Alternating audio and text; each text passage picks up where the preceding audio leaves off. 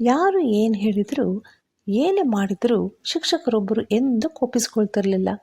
ಯಾರಾದರೂ ಅವರನ್ನು ಅಪಮಾನಿಸಿದರೂ ಸಹ ಅವರು ಅದನ್ನು ಗಮನಿಸ್ತಿರಲಿಲ್ಲ. ಅನೇಕರು ಅವರನ್ನು ಕೋಪಗೊಳಿಸಲು ಪ್ರಯತ್ನಿಸಿದರು, ಆದರೆ ವಿಫಲರಾದರು.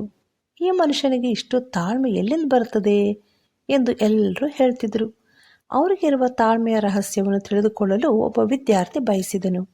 ಆ ವಿದ್ಯಾರ್ಥಿಯು ಗುರುಗಳ ಬಳಿಗೆ ಹೋಗಿ ನಿಮ್ಮ ತಾಳ್ಮೆಯ ರಹಸ್ಯವೇನೆಂದು ಕೇಳಿದನು. ಅದಕ್ಕೆ ಗುರುಗಳು ತಾಳ್ಮೆಯಿಂದ ಅವನಿಗೆ ವಿವರಿಸಲು ಪ್ರಾರಂಭಿಸಿ, ಪ್ರತಿ ಮುಂಜಾನೆ ನದಿಯಲ್ಲಿ ಒಂದು ದೋಣಿಯಲ್ಲಿ ಕುಳಿತು ಪ್ರಾರ್ಥಿಸುವ ಅಭ್ಯಾಸ ನನಗಿತ್ತು. ಒಂದು ದಿನ ನದಿಯಲ್ಲಿ ನಾನು ಪ್ರಾರ್ಥಿಸ್ತಾ ಇದ್ದೆ. ನನ್ನ ದೋಣಿಗೆ ಪದೇ ಪದೇ ಏನೋ ಹೊಡೆದಂತಾಯಿತು.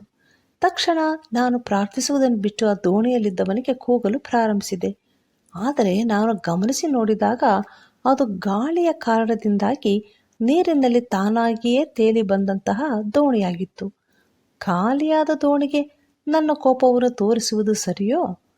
ನನಗೆ ಯಾರ ಮೇಲೆಯಾದರೂ ಕೋಪ ಬಂದಾಗ ಈ ಘಟನೆ ನನಗೆ ಜ್ಞಾಪಕಕ್ಕೆ ಬರ್ತದೆ. ನನ್ನಲ್ಲಿ ಕೋಪ ಉಂಟಾಗಲು ಕಾರಣವಾಗಿರುವುದನ್ನು ನಾನು ಖಾಲಿ ದೋಣಿ ಎಂದು ಪರಿಗಣಿಸ್ತೇನೆ. ಆಗ ನನ್ನಲ್ಲಿ ಯಾವುದೇ ರೀತಿಯಾದ ಕೋಪವಿರುವುದಿಲ್ಲ.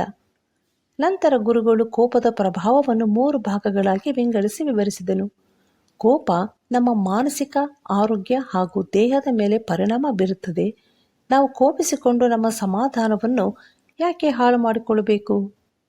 ಈ ಉತ್ತರದಿಂದ ವಿದ್ಯಾರ್ಥಿ ಬಹಳ ಸಂತೋಷಗೊಂಡನು. ಈ ತಂತ್ರವು ಬಹಳ ಒಳ್ಳೆಯದು.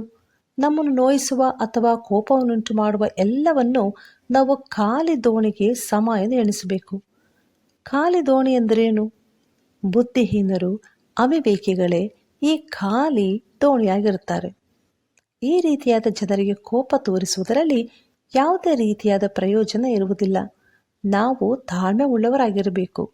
ನಾನು ಹೇಳುವುದು ಸರಿ.